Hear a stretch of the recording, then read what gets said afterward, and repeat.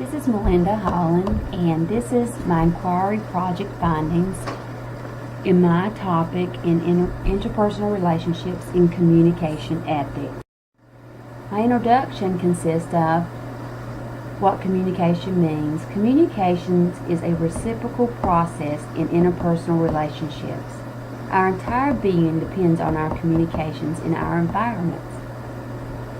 Communication often meets physical, emotional, and psychosocial, and often spiritual needs. Let's start with the definition of communications. In interpersonal communications, it is a dialogue between two or more people, often face-to-face. Interpersonal communication can also include interactions with several people. This can include and not does not limit from staff meetings, project meetings, board meetings.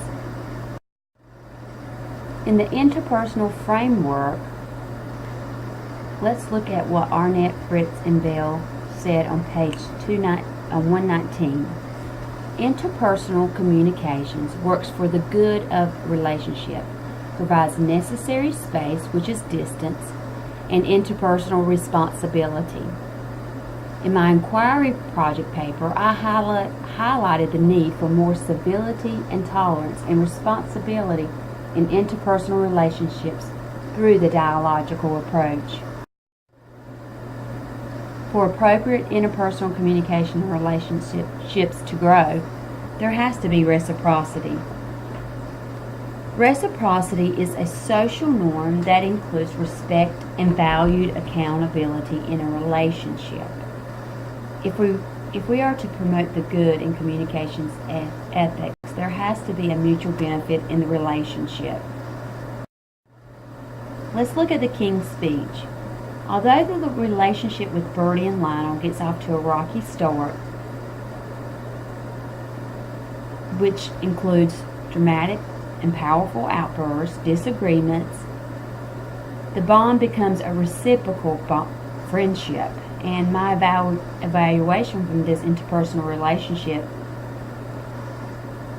includes failures in the relationship often. But the dialogic ethic is at work, which includes listening. Whether Bertie liked it or not, he knew his listening to Lionel would help him with his stammer. Attentiveness. Lionel was 150% engaged in the relationship with Bertie, which was his client, but also his friend. Negotiation.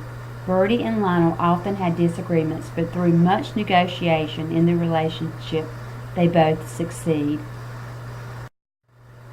There are problems in our interpersonal relationships, as there will always be, but we have to find a way to come into a better understanding, which includes what is the intentionality of the goods that we're trying to promote within the relationship.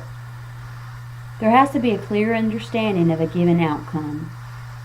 For Bertie and Lionel, that outcome was to provide the King of England therapy with his stammer and with the knowledge that this would help him in delivering his speeches to the United Kingdom.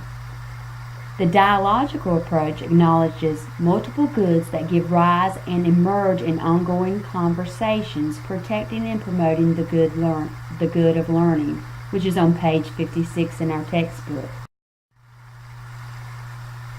My ending slide will be a recipe for good relationships as it relates to interpersonal communications.